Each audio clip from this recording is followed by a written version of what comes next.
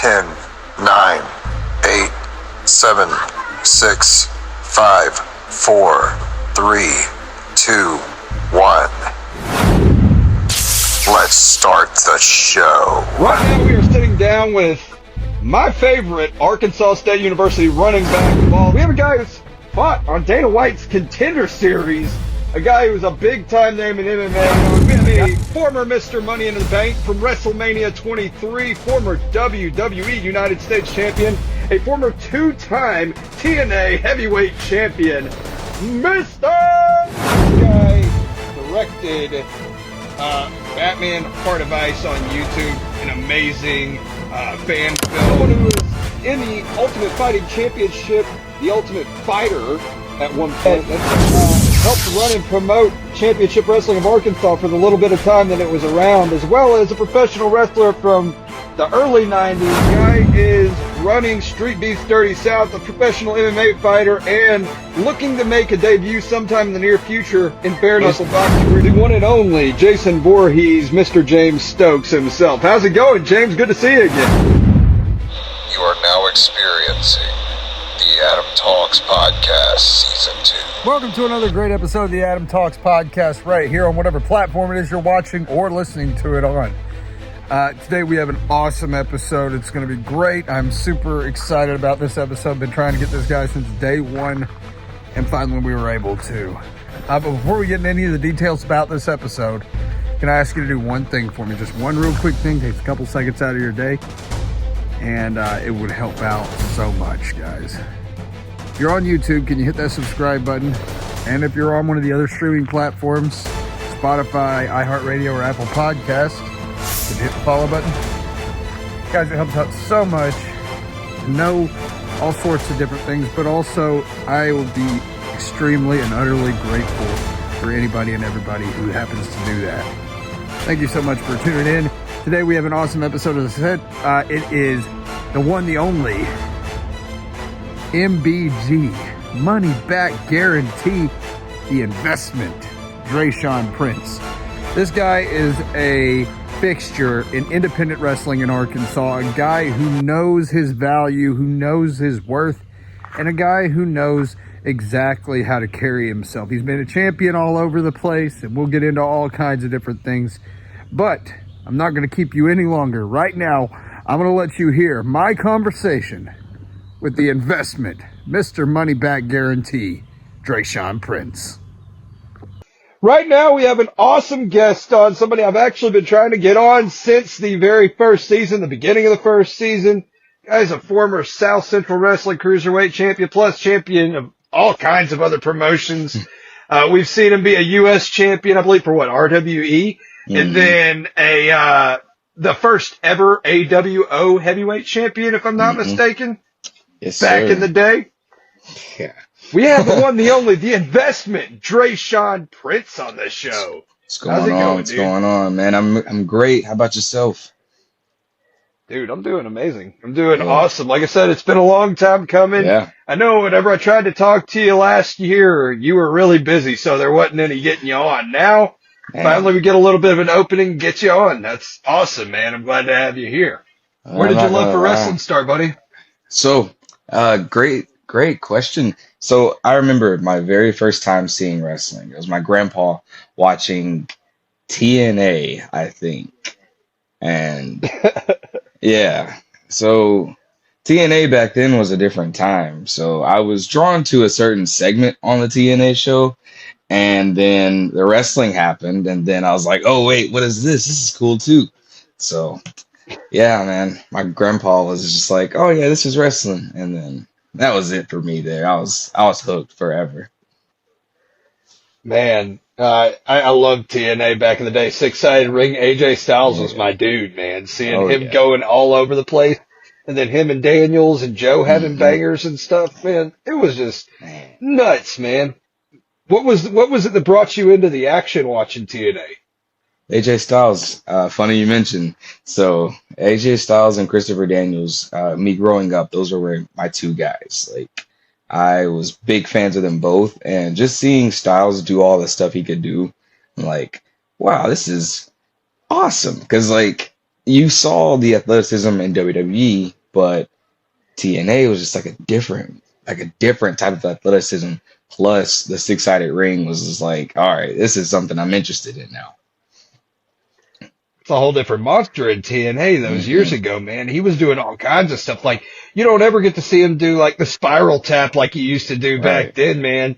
The big corkscrew off the top. That was Man, freaking nuts. I was like, how do you loved it. do this stuff, man? Love it. You know? Is that kind of where you got your style from? The high flying sort of style, watching the X Division growing up? Oh, 100%. Early career, I did everything I could to model after AJ Styles, even to like, I just wanted to do everything like AJ Styles. And to this day, I still have some of his offense in my moveset, just admittedly. But that was like, all right, I'm gonna be AJ Styles, and this is it for me. Like that's all I wanted to do. Okay. Who else has inspired you as far as watching, wanting, saying, "Hey, this is something that I want to do"? Who else was there to help build to this Dresean Prince emergence?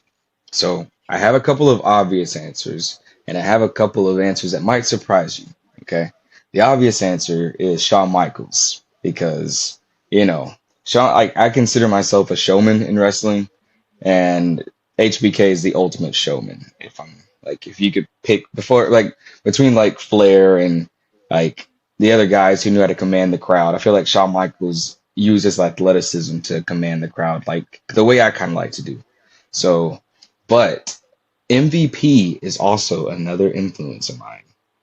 Yeah. Wow, okay. hmm He's one that, man, you don't think about him that often. I know I've seen him in the earlier like the mid 2000s, I guess, not 2010s, but like the mid 2000s when he hmm came into WWE, man. hmm He was just different, you know. It was Man. different than anybody you ever seen, walking in with the ball in and then doing the Yeah, elbow dog. and stuff like that, man. The Man. big archway entrance and stuff.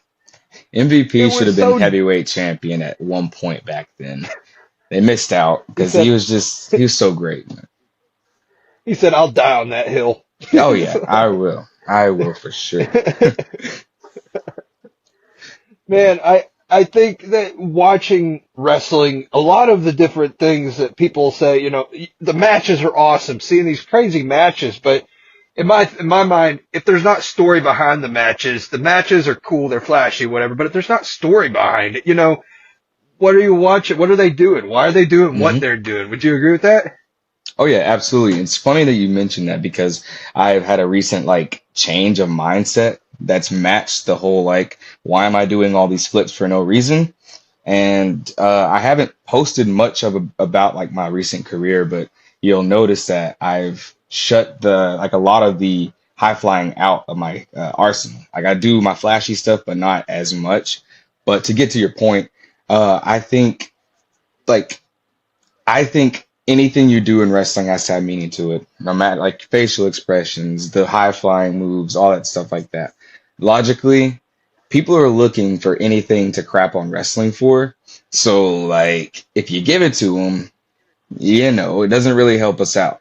So like doing moves that don't really make sense in a fight standpoint, um, just I don't know. I don't know. I hate being the old man that yells at air, but like, but Wow! but I mean, like I've just kind of developed that weird like let's make it make sense now rather than let's go out and see what kind of cool moves we can do to pop the crowd. Like I'm all for getting a pop for the crowd. Don't get me wrong. I love the crowd. I love the crowd pops, but the better crowd pops are the ones that are sustained, the ones that are built to, the ones that like you made the crowd work for that the entire match, and then you give it to them. That is that's the real pop that you go for. Like that's the real pop that I always try to go for, honestly. Definitely, man. Like you said, it's earned, hmm and I think that you doing like changing your move setup is part of what we're talking about. hmm Because you could go in balls deep with all of these flips and shit, hmm and see people doing all these corkscrews or planchas or whatever it may be, hmm springboards, anything. But if there's no meaning behind it, the crowd's gonna be like, "Oh, that's cool," ah! hmm Yep. But if you got Exactly. story behind it, if you're breaking somebody down and then that person makes a comeback and does these awesome springboards after getting beaten down for a little bit, after taking their butt whooping for a while, the crowd's going to pop and it's going to be like, ah, Mm-hmm. ah, wah, Yep. instead Exactly. of just the big, hey, Mm-hmm. that was cool. And I'll And break it that's what down we're to you. striving for. Yeah. I'll break it down to you like this. It's like, okay, the baby face, let's say you have a high flyer and you have a guy that doesn't do anything like that at all. Like, Mm-hmm. everyone's anticipating the high flyer to do all of his flashy stuff, but if you really want to engage the crowd, you take that from them the whole match. You just take that from them. Every single time that baby, like the high flyer, wants to do something, you get stopped every single time. And that's one of those because then whenever the bad guy slips up, banana peel moment, whatever, then the crowd's like, all right, it's time for the high flying stuff. And now Yeah. they've earned it. Now you can go show out, do your thing. And the crowd's not like, ooh, cool, we love this. It's like, oh wow, this is it. This is our guy. This is why we paid to see him wrestle, you know what I mean? Or her wrestle. Because like storytelling, man. The story in wrestling is 95% of wrestling, in my opinion. Yeah, man. It's not necessarily even about the wrestling, it's about the story because Hmm. my dad has called it this pretty much all my life. Well, since I've understood a little bit of what wrestling is, I'd say I was like 18 years old or 17, something like Hmm. that. He started calling it a male soap opera. And Hmm. I said, that makes a lot of sense. Yep. We Yep. ain't seeing these women saying, what did Gerald do? We're seeing these two guys saying, he kicked my ass backstage. Hmm. I'm going to get him now. Hmm. Instead of Exactly. getting this one drama, you're just exchanging it for a completely different kind. Hmm. And that's all Yep. it is. Larger than life, male drama. It's the Yep. kind of drama us guys want to see, and a lot of ladies want to see it too, because we get to see more and more phenomenal female talent come into the picture, over the Hmm. past several years, which is Dude, awesome, man. man, since I'm here, I just want to give a shout out real quick because Diamond State, right? We had a women's championship match between Erica Torres and Emi Camacho. They opened up the show, and we're all in the back, like, how are we supposed to follow this? They went out there and did their thing. Those two, like the women's division in Arkansas is slowly but surely making a lot of waves. And that's kind of just how Arkansas wrestling's been overall over the last few years. I think it's different in a better way. It's actually drawing crowds and doing things. And the women are responsible for that too. Like Erica Torres for sure, Nyx, Cassandra Golden, like Asa Morta. I can name a bunch of them, but like the women in wrestling in Arkansas right now, they deserve a shout out, a special shout out for sure, because we could talk about all the stuff we're doing, but they're up there too. They're out there putting on a lot better matches than a lot of us guys are, and that's the honest truth. Definitely, man. Definitely. I've actually been recently in contact with Erica Torres about coming on the show, and we're Hmm. working on that. So she's going to be hopefully being able to come on the show sometime in the future. I'm really Good, excited about that. good. I haven't had a female wrestler on the show yet. I had Hayden Rose scheduled last year, but conflicts happened and she wasn't able to come on. So Right. I'll be getting her on hopefully at some point as well, and maybe even Mhm. Tyler Knight. That'd be dope. Yeah, But that'd be cool. we're not talking about any of them right now. We're talking about the investment. The guy All I have right, invested in to come on the show, man. man. How did you get into the business, man? How did it all start and how did you find out about a school? Okay, so this is the old origin story, right? Um, Yes, I was issue 17. zero. Yeah, issue zero. Here we go. So I was 17, and football had just ended in high school for me, and I knew I was graduating in a few months, and I knew exactly what I wanted to be, exactly what I was going to go to college. Like I know which college I was going to and exactly why I was going there, but I just looked on Facebook for months before I turned 18. This is when they had the athletic commission. You had to be 18 to wrestle. So I was just sitting there waiting, and then my birthday came, and I messaged this Pro Wrestling Arkansas page that existed.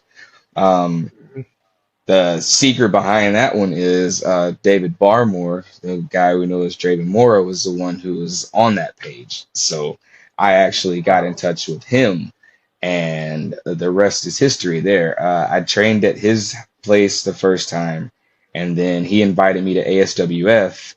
And this is probably my favorite story of how I got into wrestling. My very first indie show I ever went to was the night of my senior prom.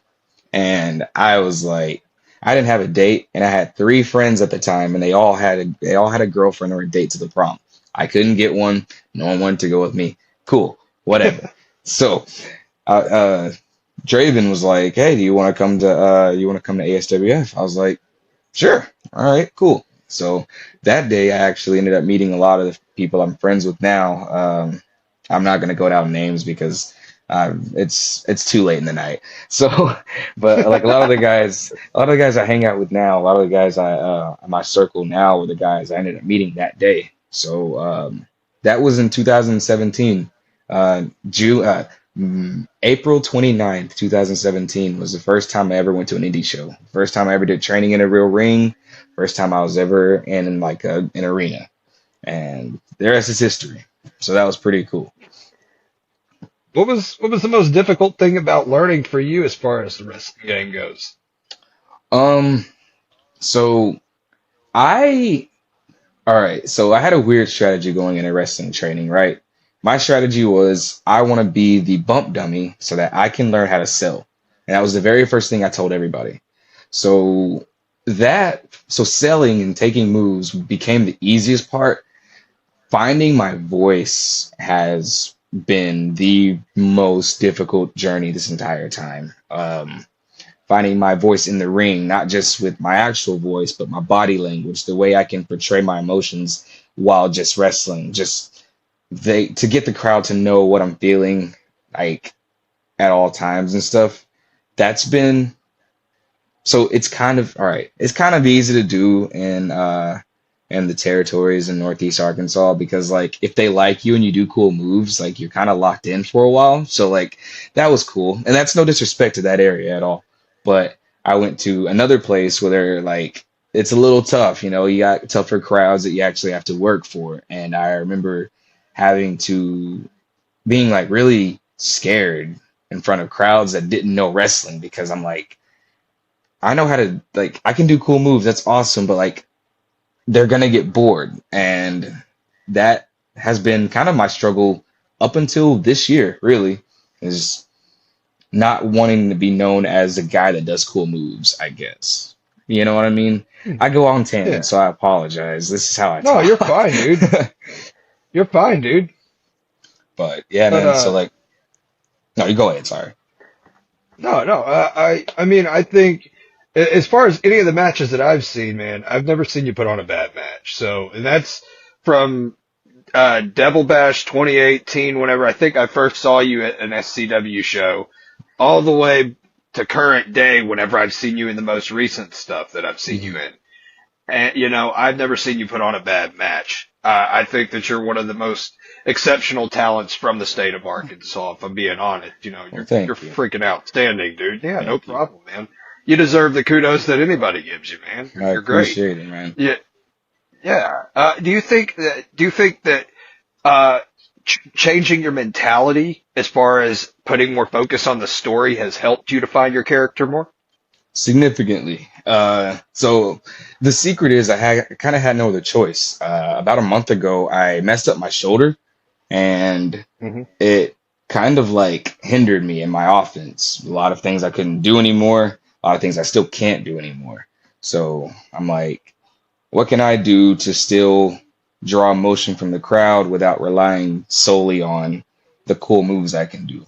And so like, I think you kind of have to mature up a little bit, you know. Wrestling is a sink or swim type of environment a lot of the times, and I've sank quite a bit in wrestling secretly. You may not even know that, but like I have had my lowest of lows in wrestling plenty. plenty of times. There's a reason why a lot of my matches aren't on social media because like I'm my own biggest critic. You know what I mean? I've always been my biggest critic. So a lot of the times I'm like, I can't put this out there. I'm disappointed in it. I can't do it. I don't want them to see that. But now I'm to a point where like I know what I bring to the table at wrestling shows. You know what I mean? I don't think I'm the best wrestler in Arkansas. I'm not. I would strive to, like, I'd love to be. Like, I'd love for that to be like the universal idea is like, hey, Dresean Prince is the guy. He's the man. That's not it for me right now, but that's okay. For me, it's like, I know I'm good now, but I know that I'm teachable. And I think that's been the most important thing for me in terms of growth is that I'm now teachable. I can confidently say I think I'm good at wrestling, but I'm never going to be like, you can't give me advice. You can't tell me what I'm doing wrong because I'm not perfect and I need advice because you, this is going to sound all like philosophical or whatnot, but here we go. Like you can be good, but if you're not teachable, it doesn't matter. There's always room to learn. There's always room to grow. There's always room to improve. And until you're done wrestling, there is nothing you can't learn. There isn't something you can't learn. And that's just kind of the way I go about it right now. And having that mentality it's seemed like almost a complete 180 shift in my career ever since that. You know what I mean? Sorry, I went on a tangent there. No, man, you're fine. You're fine, dude. I think you're right, though. You know, in wrestling, and I think that even applies to life, you know. Mm-hmm. You never are done learning. You're always constantly able to learn something about something else. And in wrestling, specifically, you know, you're always going to be able to learn how to make your moves cleaner, how to sell a little better, or even maybe not better, but even different than you would normally Mm-hmm. sell. How to change your thought process on what this is and how you're doing it and why you're doing it. You know, you can always pick up things and learn things. And, you know, quick little side tangent for me, I started training in 2018 and I came in there from a backyard wrestling background. I had my own backyard wrestling promotion for a while. Mm-hmm. And I came in there wanting to learn how to do all the moves, you know. I didn't want to take the time to learn how to lock up. I didn't want to take the time to learn what the Iggy is or how to do a hammer lock or a side headlock properly or a wrist lock or anything, you know. I went to Antonia. I was a Aztec Warrior wrestling training, you know. So I went there and I was training. My first class was Kurt Castle and Troy Twain. Those were the first two guys I trained with. So it became one of the last segments or time I went over there to train. I had learned something and I was just standing over there and I was like, and he was like, what? Antonio was like, what? What is it? You know, what? And I was like, I just want to do something else. I want to learn something else. I don't want to just keep doing this. Mm-hmm. You fast forward 2 or so years, I came back, had a completely different attitude and was like, whatever you want to teach me, I want to learn. Cause I don't know everything, you know. I didn't appreciate what he was trying to do before. I didn't understand why to appreciate it. You know, but coming in there and trying to be a sponge is the most important thing you can do in a wrestling ring. Especially with people that know way more than you know, you know. And even people that have been in there the same amount of time as you know. It's important to be around them because they have different walks of life. They may have learned something from somebody else that you don't even know about, you know. So I agree completely about that, man. Always be open to learning. Always be willing to learn things. I think the struggle for me as far as finding a new character, whenever I was backyard wrestling, the Adam Gregory character I have now, I took from a character I called the 5-star kid. But I didn't know I knew I didn't want to be called the kid for a while, but I didn't know how I transitioned to this new character or what even this character was. How did you go from your original character, which we won't say the name of that character because we can say he ain't around. Okay. It's a Voldemort thing. It's a Voldemort thing. It is a Voldemort thing for sure. The one we call, you look left and right, D Mike. the one we call him. Yeah. How did you go from that transition, and how did you know that it was time to change to something else? Man, that's a great question. Okay, so 2021 came around. I just found out that my girlfriend was expecting, and a lot of my mind had like made like some crazy adjustments. And one of those was, is D Mike a marketable name?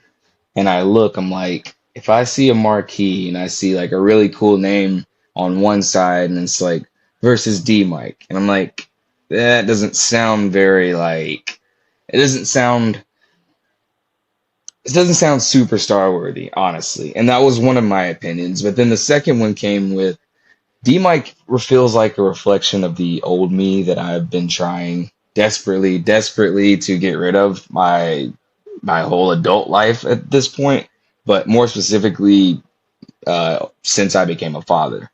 Um, and I think I just had the drive to completely erase it, you know what I mean? And that came with a lot of setbacks and drawbacks that it still exists to this day. Like, you wouldn't believe how many people still refer to me as D Mike, and sometimes it slips during the show, and I'm just like it's been 3 years, man. Like, what? Like, what do I need to do to like get that name out of your system? And Just gotta it walk wasn't up and until slap him recently. sometimes. Man, I'm just like, if you call me D Mike one more time. But no, I got to a point where I'm just like, okay, this is how I'm going to establish that I'm Dresean Prince. I'm going to take the character of Dresean Prince and make him exactly the opposite of who I am in real life and just go with that. I'll use aspects from the old D Mike and push him into the confident version of me that was supposed to exist way back when. And then formulate, do all that stuff, and here we are with, I want to say it's not the final product, but I feel like I'm pretty close to like the vision I had 3 years ago of who I wanted to be in wrestling. Like, I'm almost Yeah. there.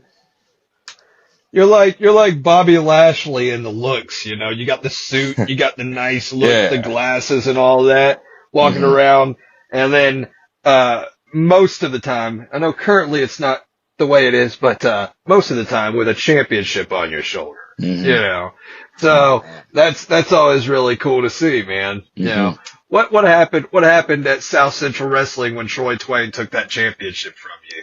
Oh man. So yeah, all right. I had mixed feelings about it. I'm not gonna lie. I had mixed feelings about it because on one hand, I feel like I elevated the cruiserweight division to a level it had never seen before. And when you do that, you become attached to something.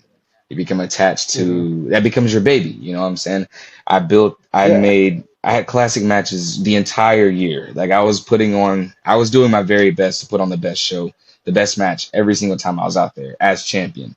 And so when I lost it, especially losing it to a member of the talent agency, I was just like, but then I was like, you know what? If there's someone else who's also been working his butt off for the last year or so to improve and get better, and he's earned his spot, it's Troy Twain.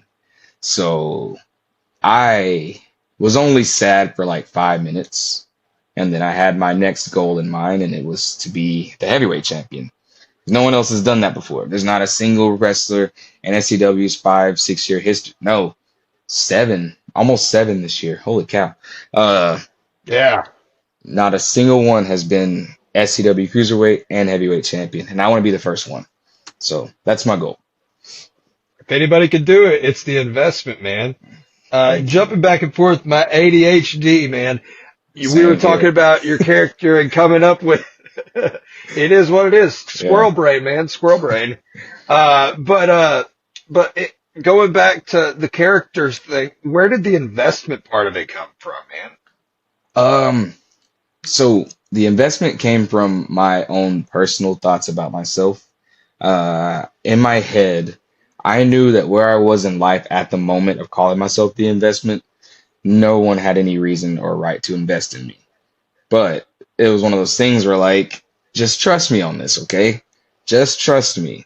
Invest now, and I promise you later on this will come back and it'll benefit you. If you believed in me right now, I mean back then, the investment will come back and you get your money back, which is where the money back guaranteed nickname just recently came from. So you switch the investment from, you know, it may not look like much now, but it will look like something later. And I promise the money you put in, the support that you put in, you'll get it back and more with interest, all that stuff. So that's where the investment came from. It's like, just trust me, bro, pretty much. So like, so yeah, that's kind of where it was. Yeah. That's awesome, man. So you're working for several different promotions right now, and you've worked for several different, some not around anymore, AWO being one. Do you think you were ready at that time to become the champion of that company? Oh, heck no. I've actually told people this like many, many times. Like in hindsight, I feel like they made a mistake putting that belt on me. And I told David that I was like, y'all shouldn't have put that belt on me. I wasn't ready. I was thankful for it, and it made me step up a lot earlier than I was wanting to. But I wasn't ready to lead a company. I wasn't ready to be the face of a promotion. I was like 20 years old, just dipping my feet in the business. And like, I don't know. It just wasn't something I would just go ahead. Do you think it was like a Randy Orton situation back in 2004 when they put the world title on him? Yeah. Oh, absolutely. Okay. I was not ready for that at any point in time. And there's a reason I haven't been heavyweight champion anywhere else since then. So like, but that's going to change soon because I think I'm ready now. I think if someone were to say, I want to put the heavyweight title on you now, I'll be like, okay, I'll give you my all.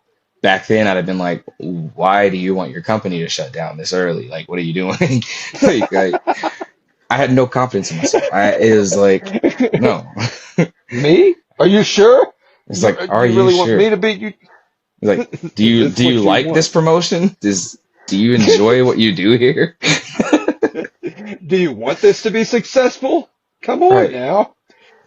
Like, come on. I got thinking about that and the lack of self-confidence and the things that go along with pro wrestling and the lifestyle it is, man. There's a lot of mental health things that go on with people, all kinds of different stuff. You know what I'm saying? Mm-hmm. And I'm early in my career, but even I've had moments before I started wrestling when I was training that I'd fall out and I'd come back to training. I'd fall out and I'd come back to training. Mm-hmm. And I know as far as a guy who's been in it for several years like you have, there has to have been parts that was like that for you as well. Am I right? Oh yeah. So I'm gonna be honest with you, man.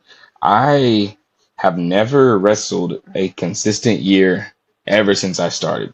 Not once. I have taken many breaks from wrestling, whether it be from injury or mental health. I just couldn't do it.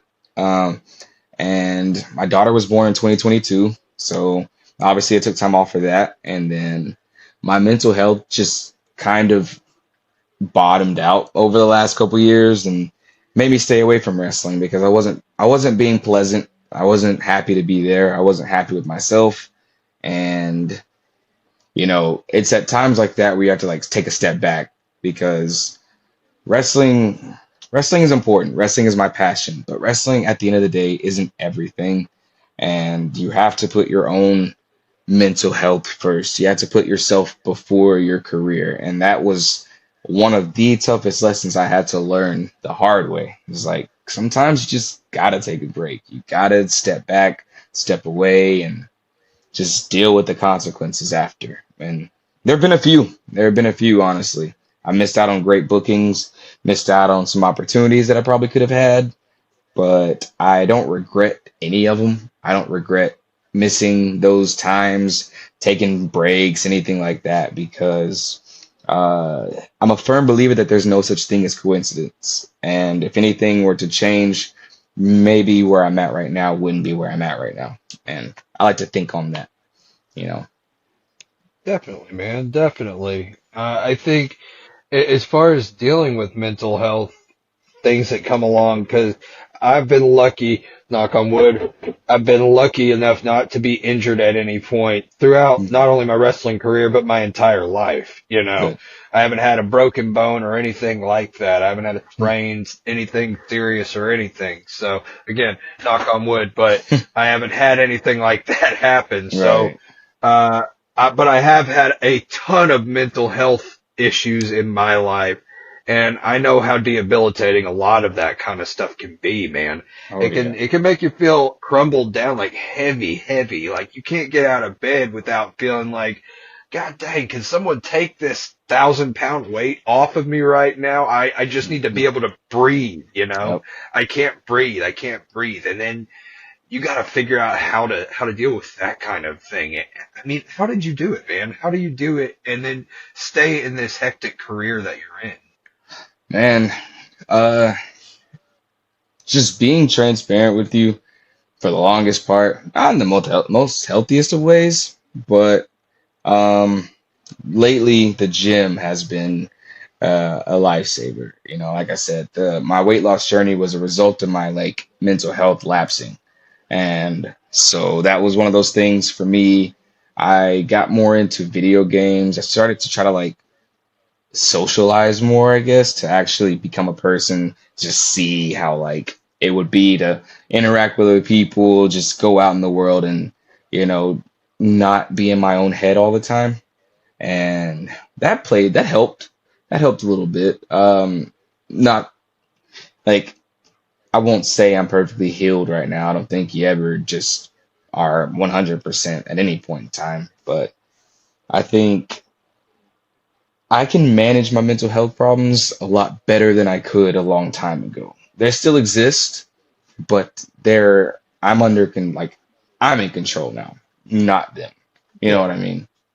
Yeah, definitely, man.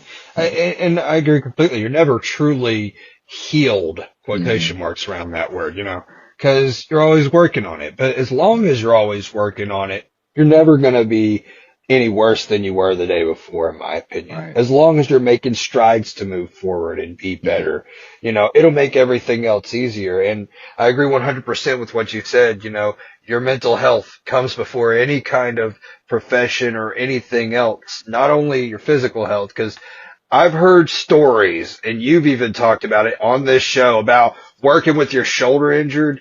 Uh, DJ Hall, a couple episodes ago, he talked about working with a freaking torn ACL or something like on 2 or 3 shows. I'm like, what the Hmm. heck are you guys doing? Jesus. But the It's physical can be dealt with, but the mental side of it, you definitely got to take care of because you don't want a mhm. bad situation to get worse to where you're Yep. overworking yourself, where you feel underappreciated, and then bad things happen that really should never happen, and Right. that's the worst thing. Hmm. So I definitely commend you on your journey. I commend you on the hard work you put in Thank because you. it's hard work. It is very hard work whenever Mm. it comes to mental health, not only just the wrestling, but anytime, Oh anything. yeah, Mental health is no for sure. joke, man.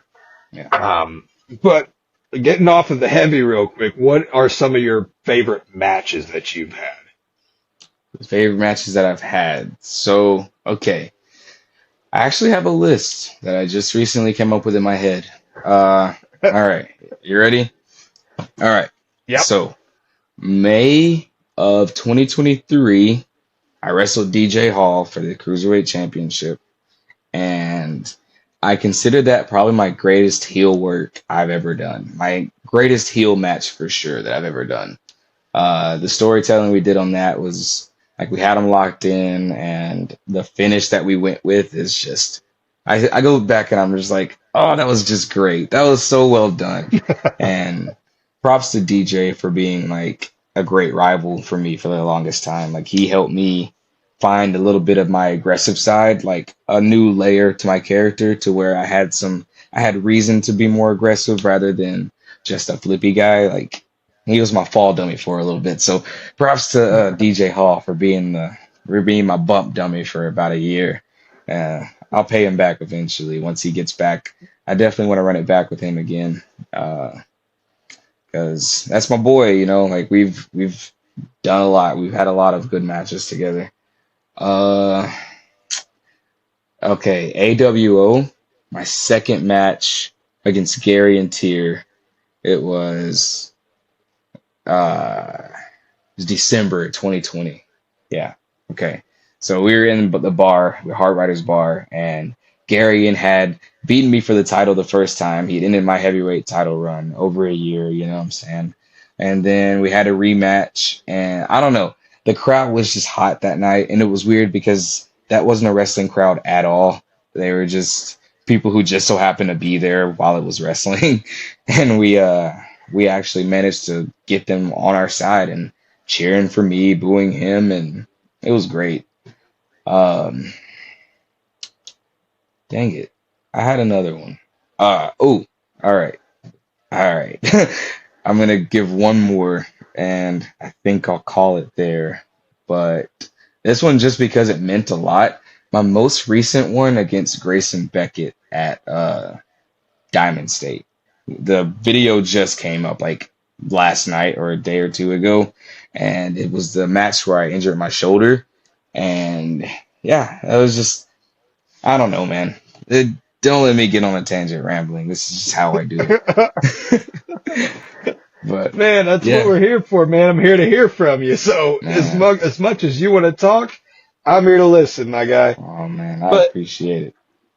yeah, man. Shoot, I think, like I said, I've seen several different matches that you've been in. I think I've seen a multi-man match that you were in at SCW. I've seen a couple different videos of you at different promotions, ASWF and stuff. Hmm. I've seen all kinds of stuff, dude. And one thing I can say is you know what the hell you're doing and you know how to work safe with people. And that's something that's really awesome. Have you had to work with any people that weren't necessarily the safest hands to work with? Uh, no, honestly, I mean, I'll say I've worked with a few stiff people, but I've never wrestled anybody where I felt like I was in danger in any way, shape, or form.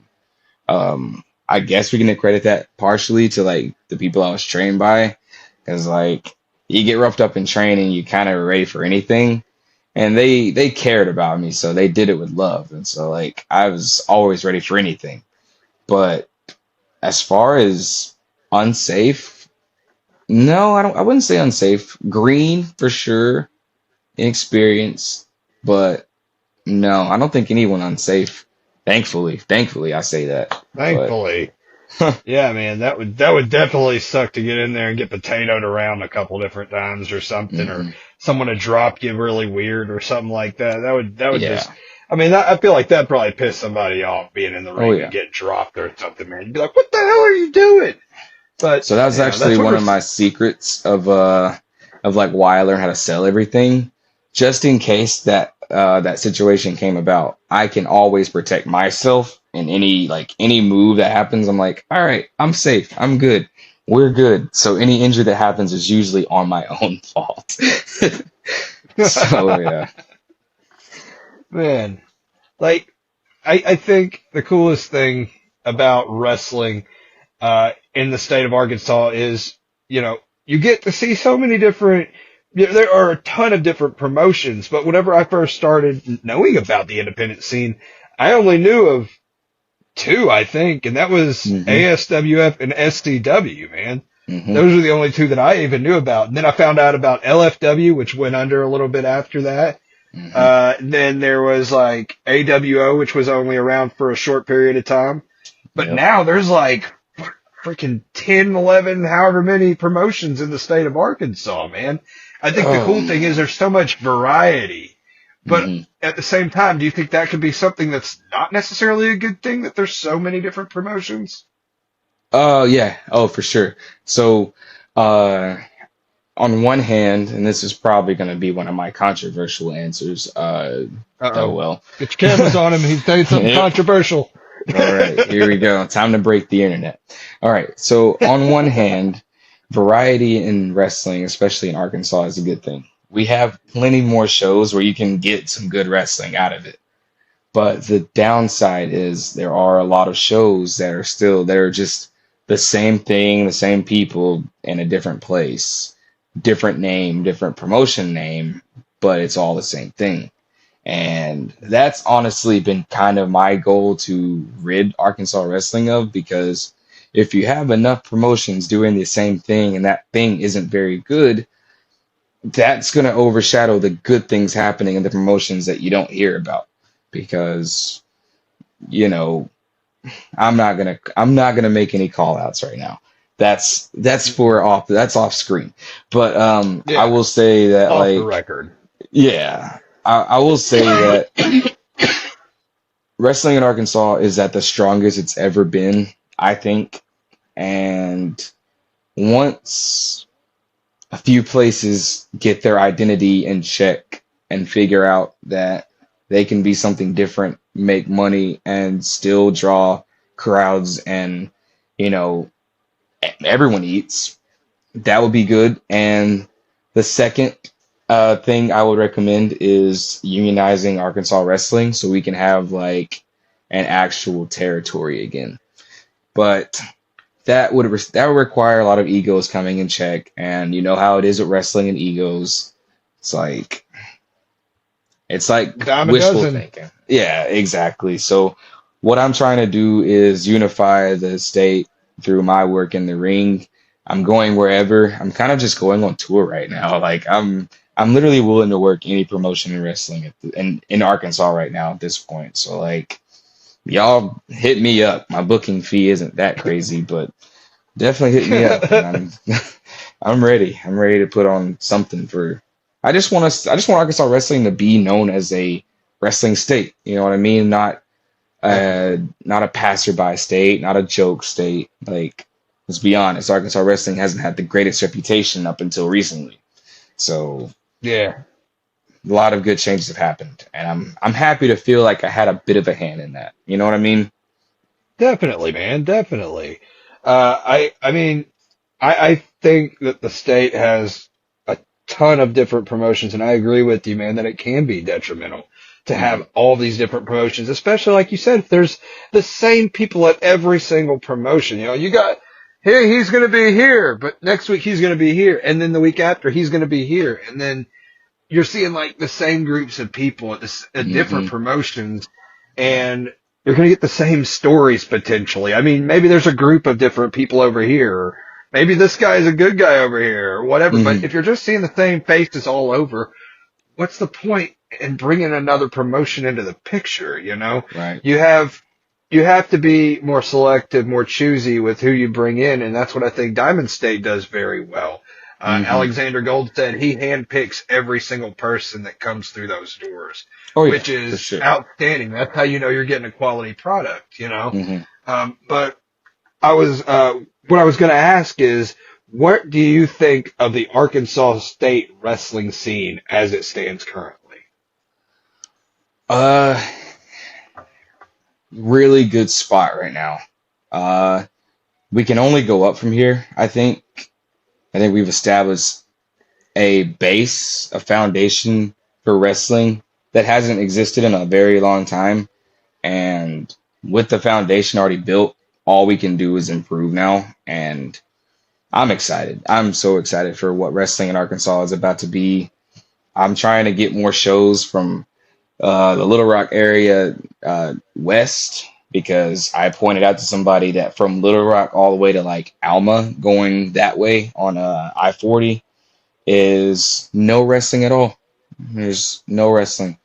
Um, there's plenty of cities, college towns, big towns, wrestling towns. We could be filling them up. We could be going crazy with getting wrestling to expand and actually being everywhere and making Arkansas wrestling a thing that people know about.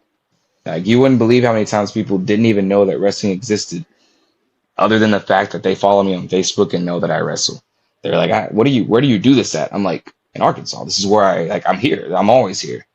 And my goal is to make it known that wrestling is in Arkansas, and wrestling is really good in Arkansas. And I think we're on that path. We're definitely on that path. Not even I think. This is the best Arkansas wrestling has ever been. Definitely on an uphill swing, I'd say. Man, I Hmm. mean, shoot. You know, like I said, 2018 was the first time I knew anything about independent wrestling in the state. And that's because I wanted to try to get into it, you know?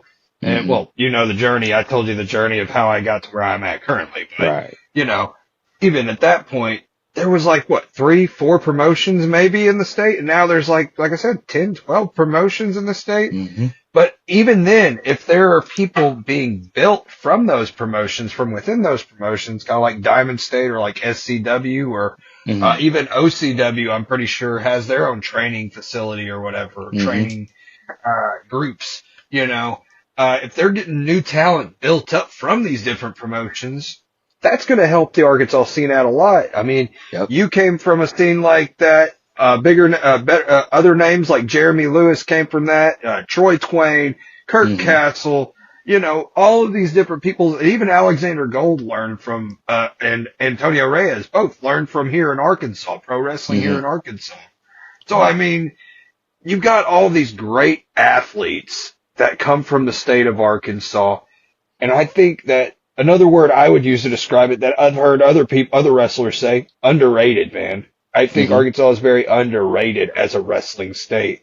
You Oh got yeah. names like, you got names like those names that I said, but also William J. Blackwell. You've got guys that came from Arkansas that's not in Arkansas anymore, like Pretty Boy Matt Odom, Jake Foy. Hmm. That guy, freaking awesome dude. Yeah, Uh, man. you know, Beckett Grayson, freaking awesome. You Hmm. know, or Grayson Beckett, what the hell? I switched the name around. Just don't even, that didn't No, happen. it's all good. It Anywho, happens. but you know what I'm saying? Draven Morrow. I mean, Hmm. there's tons of huge names in wrestling here in the state that I think because we're not known as well as a wrestling state anymore, get overlooked. Yeah. And you're in that category in my box as well, man. You check all the boxes, so you're definitely in that category. I think people should take notice of the great talent within the state and be able to see, man. You know, I think MLW, TNA, AEW, and even WWE are missing out on a gold mine of riches within the state of Arkansas as far as talent Man, goes, there's definitely a few guys who should be signed somewhere. Tumor obviously is one of them. man. Oh Alexander yeah. Gold, Buck Skinner, like those guys are like they're crazy good. Like there's so many guys who like why aren't you signed? Like I don't know if you know Laurentis X, but that guy, I've heard of him. I haven't seen him wrestle, but I've heard of him. man, Laurentis X is that guy, man. He's special shout out to him. He's great. Like he's amazing, smooth, one of the most fluid wrestlers around. Not even just in Arkansas, just the area. Like he's responsible for a lot of the guys you see now, like Blake Christian, Zay Washington. He trained them. He's been Wow. yeah. So that guy, he deserves his flowers more than a lot of people than that I've seen. You know, like I'm not discrediting anybody, but that man deserves his flowers at top of the chain for me. Also, special shout Definitely, out to man. Mr. Nasty. I promise I'd talk about Mr. Nasty, the pimp, the wrestler. I don't know if you've heard about him. If you've seen any of his work, oh my goodness. All right. So after this, right, I need you to go look up Mr. Nasty, and I'm gonna make you the biggest fan of his. Okay, he's a pimp, right? His whole gimmick is a pimp, and it. Oh man, I can't even describe perfectly how great this character is. But if you just go watch it, just go watch some of his promos, just go watch some of his work. The man is the truth. That is the man who should be signed somewhere right now. For sure. Right on, man. Right on. I'll check that. I definitely will check that out, man. I will check some of his stuff out Hmm. because if he's good as you say he is, I mean, there ain't no way that I shouldn't check it out. I'm definitely Oh going yeah. to. Oh yeah. Uh, give me, we're starting to run a little bit short on time, but before we do, I ask a lot of the wrestlers, pretty much all the wrestlers, give me your Mount Rushmore of wrestling, man. Okay. Logically or just like my favorite? Because I can give a Uh, logical answer to this, but it's kind of basic. either or both. Okay. Logic Mount Rushmore is Hogan, Stone Cold, Cena, and The Undertaker. My reason for that is you got Hogan, obviously, king of the 80s, and Stone Cold, king of the Attitude Era, probably the most famous wrestler of all time, if we're being honest. Cena, he's the face of the PG era. Kids love him, all that stuff. And then Undertaker's is literally in every single one of those spots, too. So, I don't know. That's just like, if I could just be like, all right, cool, there we go. This makes sense. If I could just throw a Mount Rushmore there and just walk away for a minute and just have everybody leave me alone, that would be my Mount Rushmore. The controversial Mount Rushmore is... All right, I'm going to keep Stone Cold on there. But Definitely. Shawn Michaels... What? Yeah, what? Shawn Michaels is another one. I'm going to put Flair. And then I'm going to put... All right. I'm going to say this just because it's going to be one of those opinions that, like, it's going to be like, why is he saying this? And then, like, 5 years down the line, you'd be like, okay, maybe he had a point. Roman Reigns is on the Mount Rushmore. You already know. All right. Yes, Allow sir. me to explain why I feel like Roman's on the Mount Rushmore. Acknowledge me. This man took, for one, he went from being the most hated good guy, like, ever, I think, and just kind of used that to his advantage, turned wrestling around when it literally had no fans. Like, he kept wrestling interesting when there was no one there to watch it. And then he kept the momentum going, and he boosted not even 4, but like 6, 7 other wrestlers in this whole storyline. Like, he has elevated an entire crop of like new main eventers now, and he's not even 40 yet. So, like, I don't know. You can't really compete with the accomplishments he's done, especially if you look at it in hindsight and just how good he is and just how much he's endured just to get to where he is. We're gonna be looking at it and like, yeah, this man was kind of great, wasn't he? But Definitely, recency man, bias, maybe. I think he's one of the best, and I do acknowledge my tribal chief. I mean, that is the way it worked, you know. Even though Solo's doing some really questionable things right now with Tama Tonga, I still acknowledge Roman Reigns as my tribal chief. Oh, But you thought that was a little controversy. I heard nothing wrong with that. My list was like DDP, Randy Orton, The Rock, and AJ Styles. That is my 4. That's neat. So that's neat. So like, I don't disagree with that one though. I'm with it. I'm with that actually. For DDP, sure. like I said, I started watching wrestling when I was 7 years old in '97. It was Macho Man and DDP. I think I said that at the very beginning of the show or whatever. But DDP was always my favorite. I think it was the Diamond Cutter or just his look. He was every like a blue collar, everyman kind of guy. And then AJ Styles was a little bit smaller. So I was like, he's small. And I thought the same thing about Rey Mysterio when I seen him in WCW. He's small. And the same thought went in my head. If they could do it, why can't I do it? You know? Exactly. So they kind of gave me that push. But on top of that, man, AJ Styles just does stuff that I never thought I'd be able to see anybody do. How the hell do you do these superhero moves, man? You're a superhero. You know? This man did a springboard shooting star, like, to the outside, and I'm just, yeah. Who is this for?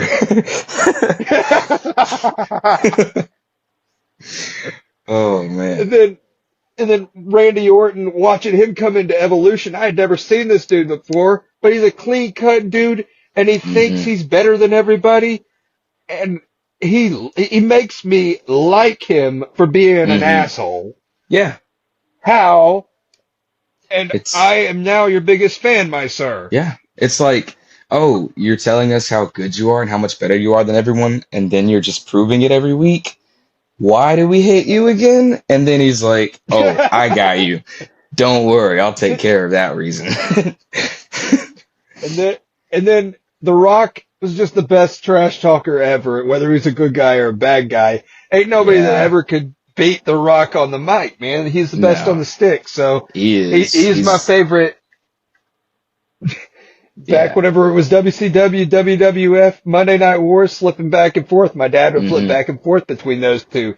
So I'd see Yeah. The Rock doing his thing, and he'd be going against Steve Austin and stuff and just talking trash. He'd be like, Steve Austin, if you want to face the great one, then you're going to have to come down to this ring or whatever. And then Steve Austin would be like, I tell you what, son, I don't have to come down to that damn ring right now. I'll just come and get your ass, and I'll not stop a mud hole in you and walk it dry. And that's the bottom line. Anyways, I get on a tangent for a second. Yo, that was like the most amazing Stone Cold impersonation I've ever heard.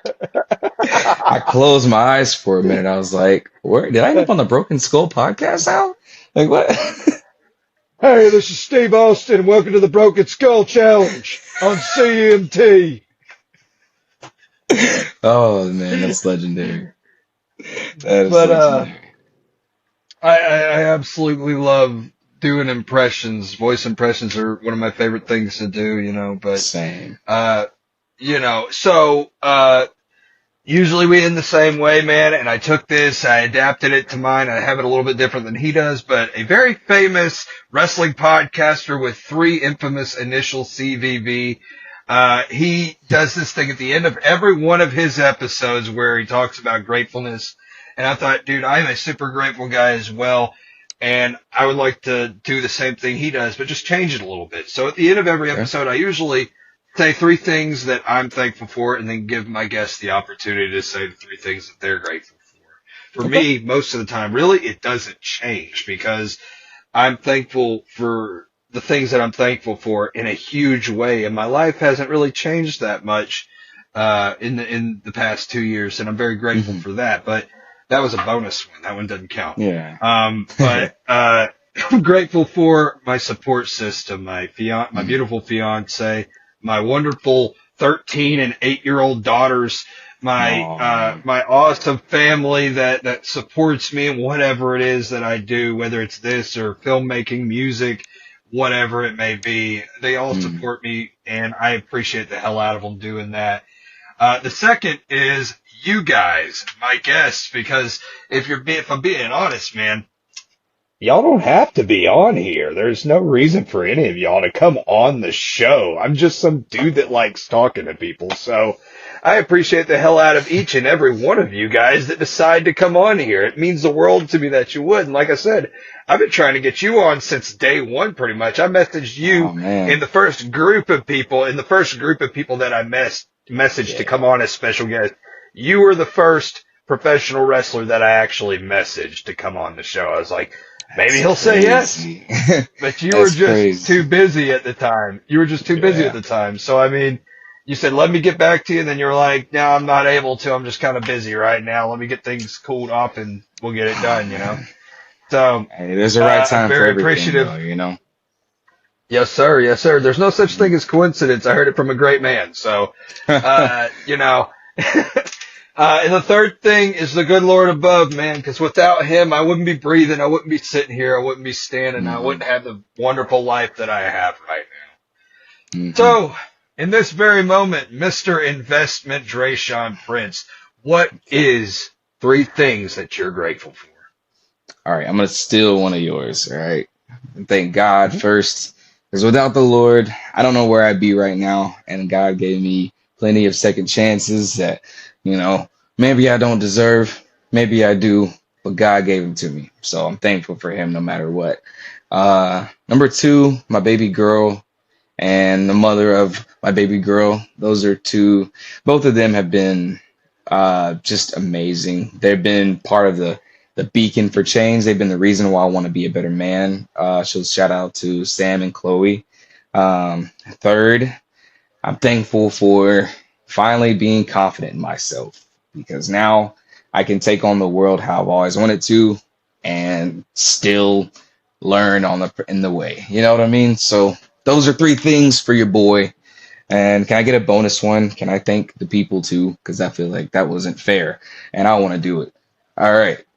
People, thank you so much for this. This means a lot because this is my first ever podcast. So this is literally like awesome. I'm going to remember this forever. And dude, like, You talked about how you were wanting me on the show. Whenever I was thinking of it, I was like, man, I can't do another podcast without Adam. Like, it has to be Adam's first. Has to be. Has to be.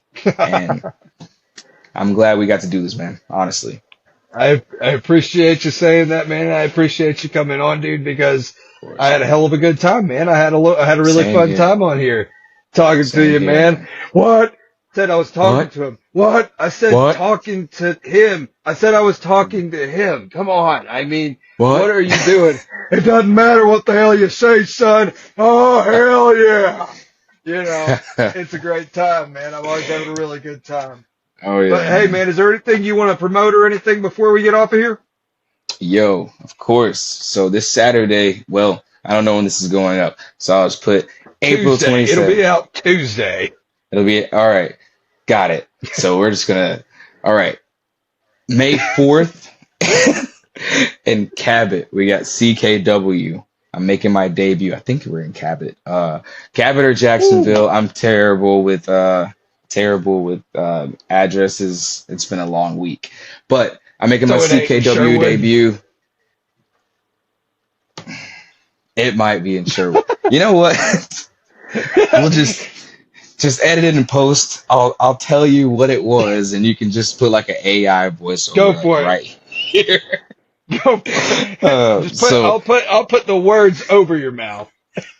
So CKW in Cabot, Arkansas. Yeah, I'm making my debut. So that's gonna be fun. Look out for that. And that's honestly all I have for promotion. Everything else is kind of just up in the air right now, but I know that's my guaranteed booking right now. So y'all come out and see me. Where can people find you at online?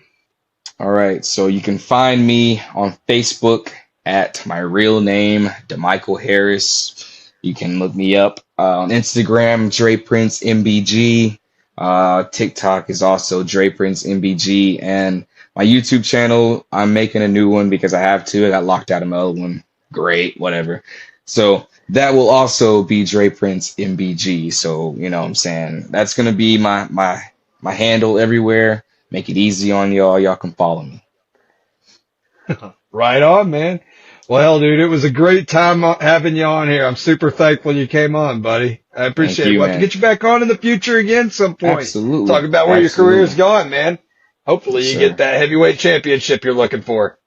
Yes, sir, man. Thank you so much for having me. See, that conversation with Dresean Prince was one word: easy. It was a lot of fun. It was a great time. You know, he was the first big name independent wrestler in Arkansas that I reached out to whenever I first started getting special guests on, and it took all throughout the first season and into it's already April when this is coming out. It's taken from June of last year, almost an entire year to get the guy on, but so thankful, so grateful to have the multiple time champion on this show and be able to talk to him about his career and all kinds of different things. It was just a great conversation. It was a lot of fun. So Dresean, man, next time that you're able to come on, we'll get into a whole bunch of other stuff. We can talk a little shop about pro wrestling today on TV. We can talk about all kinds of stuff, man. I just want to say thank you very much, and we'll have to try to get you back on at some point in the future. But guys, that's it for this episode. So guys, I really appreciate you stopping by. I appreciate you hitting the subscribes and follows, man. Stay tuned though, because next week we have 2 more great guests coming on. It's episodes you don't want to miss. It's going to be a lot of fun. So just stay tuned and never forget to always listen when Adam talks. You guys have a wonderful rest of your day, evening, or night whenever you're watching or listening to this. And we'll see you very, very soon.